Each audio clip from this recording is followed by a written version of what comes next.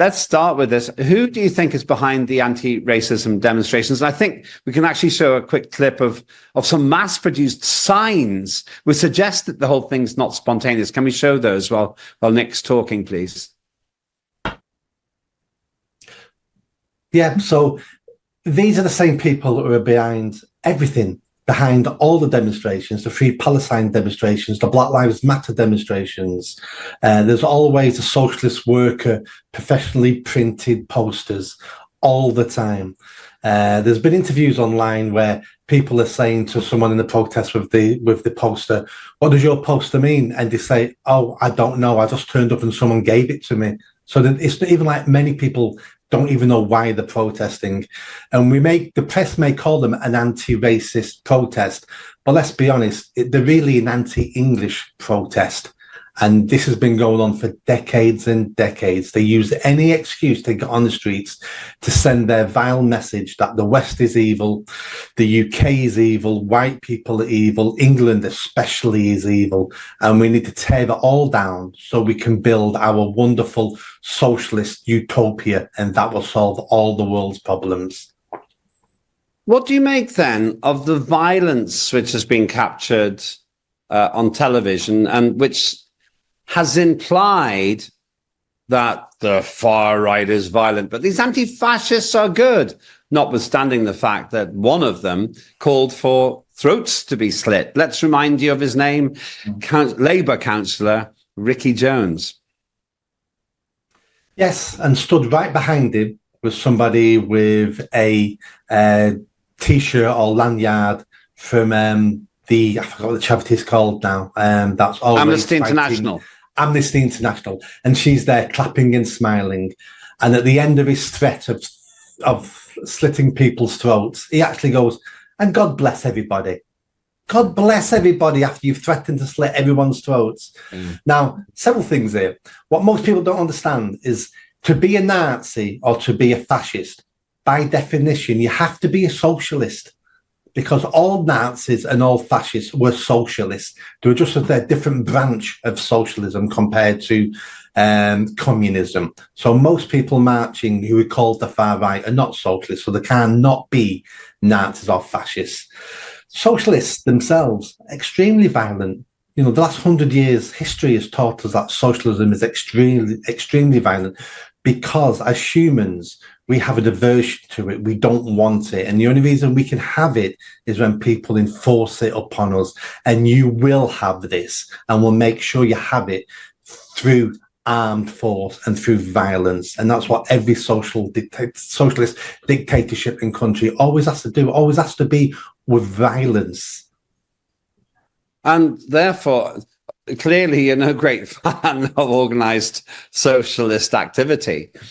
But looking at the UK, your analysis isn't exactly how it's being portrayed in the mainstream media. And we'll be talking actually to Dr. Gavin Ashenden later on about the Archbishop of Canterbury wading into this. But it doesn't feel to me that if you watch the mainstream media, or corporate media might be a better phrase for them these days, that you would get the sense that this is an ideological agenda and they're jumping on a bandwagon and essentially demeaning people who have a legitimate right to express concern about immigration policy. Yes, and this has all been caused by weak men. That's where the book stops. Weak men throughout society. Weak men listening to crazy women. Weak men listening to ideologies. Weak men who want to be loved. Weak men who want to feel special and to be seen as amazing. It's all weak men. Weak men, strong men do not allow any of these things. And when I say strong men, I don't mean violent men. The men who are kicking off and breaking shops and throwing bricks at the police in the riots, they're weak men because it's going to get them nowhere. Strong men take personal responsibility and put their family, their community, their country ahead of their individual needs. And we've not had anyone like that since Thatcher. And she was a strong woman. And, you know, I will have a strong woman or a strong man. This isn't a gender thing. So we need some strong people in leadership roles. But everybody who have in a leadership role is weak. is pathetic, is cowardly, and always puts their career, their well-being, their personal convenience ahead of everybody else. I just want to be loved, says the Archbishop of Canterbury. Aren't I amazing? Do you know what? I'm a little bit like Christ, aren't I? Because I'm quite willing to embrace everybody, even though they're going to kill all of us. And these are weak men who are killing the West. That's a strong line. I was going to make the Thatcher point myself. I understand that you're speaking figuratively there, but you could argue, well, Yvette Cooper, the Home Secretary, would argue she's a strong woman because she's saying swift action needs to be taken. And Keir Starmer would say he's a strong man because he expects people to expect the full force of the law. And they've had these trials already.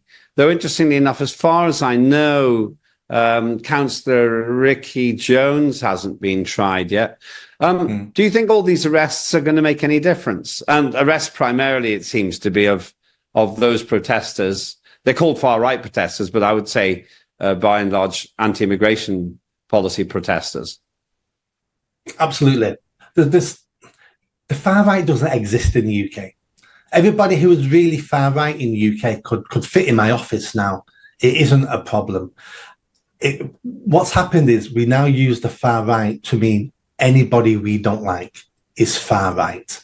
And we've destroyed that word and the meaning behind that word, which is dangerous because there may be a time where we actually need that word far-right to start differentiating people over the coming decades if things don't change. The main aim of the government is to keep us all safe, which governments over the last 30 years have been poor at. But I can understand them why they're privatising rioters because they don't want to lose control of it. And none of us want riots across the country. Even if we think we're in favour of why they're doing it, nobody should want riots and violence on the streets. Yeah. Because once we unleash that, you cannot control it and you cannot put it back in the tin. So I understand why they're privatising those crimes. But we've lost all concern over crime and fraud in this country over many decades, and we see it in the press every day. So it does seem a bit unfair where we're privatising people shouting naughty words at the police, and they seem to be getting the front door broken down and being arrested. Nick, as always, very erudite. Sadly, in a way, we're going to need to keep having you back because I don't think these issues are going to go away anytime soon. Did you enjoy that video? I think you did.